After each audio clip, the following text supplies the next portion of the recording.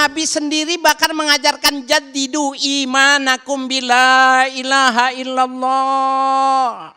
Perbaharui iman kalian, perbaharui tauhid kalian itu dengan selalu mengatakan tiada Tuhan selain Allah. Tiada Tuhan selain Allah, tiada penentu selain Allah, tidak ada yang menahan selain Allah, tidak ada yang memberi Allah, tidak illallah, tidak illallah. Maka kalau kita mengatakan tidak illallah, itulah orang yang bertauhid dalam arti yang sebenarnya. Karena itu Imam Ghazali membagi tingkatan tauhid menjadi 4. Pertama yaitu tingkatan tauhidnya orang-orang yang hanya dengan lisannya saja. La ilaha illallah, atau dia bersyahadat saja. Tetapi tidak diikuti dengan perbuatan. Dan bahkan hatinya mengingkari, karena kan hati wilayah Tuhan. Tidak ada yang tahu kecuali hanya Allah. Jamaah sekalian yang berbahagia, maka kata Imam Ghazali itu tauhidnya orang-orang munafik. Ente ngaku Tuhan ente adalah Allah. Kemudian pada saat ada perintah dari Allah mendirikan sholat, kau tidak kerjakan. Padahal miftahul jannah as-sholatu. Kuncinya surga itu adalah sholat. Berkali kau mengucapkan kalimat tauhid, tetapi kau tidak menjalankan apa yang diperintahkan oleh Allah.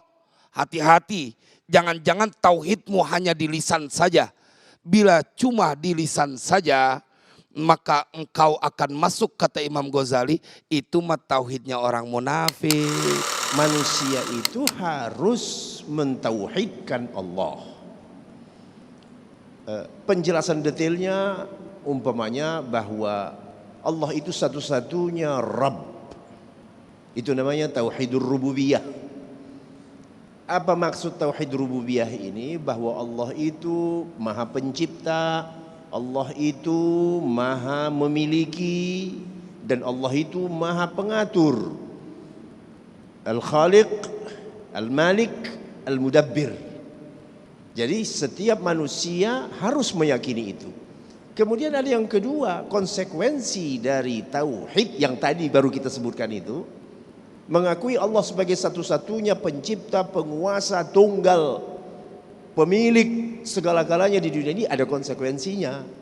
Harus dialah satu-satunya yang kau ibadati.